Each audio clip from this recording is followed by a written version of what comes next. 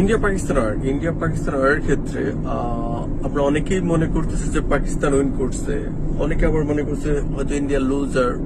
তো আমার মতে মানে আমি যদি এটাকে বিশ্লেষণ করি বা চিন্তা করি, তাহলে আমার কাছে মনে হয় যে ইন্ডিয়া পাকিস্তান কে উইনার কে লুজার এর চেয়ে বেশি ইম্পর্টেন্ট হচ্ছে যারা ক্রিকেটার ছিলেন এরা সবচেয়ে বেশি লুজার।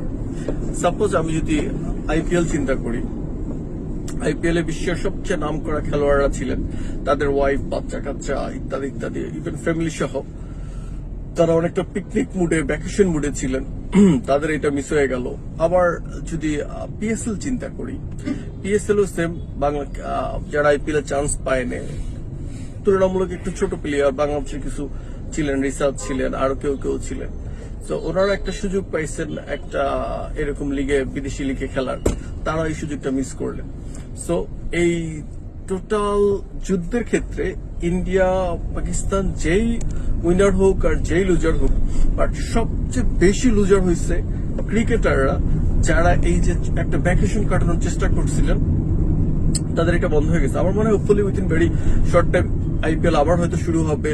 পিএসএল এর ব্যাপারটা আমি জানি না, বাট এই যুদ্ধের ক্ষেত্রে সবচেয়ে বেশি লুজার আমার মনে হয় ক্রিকেটাররা।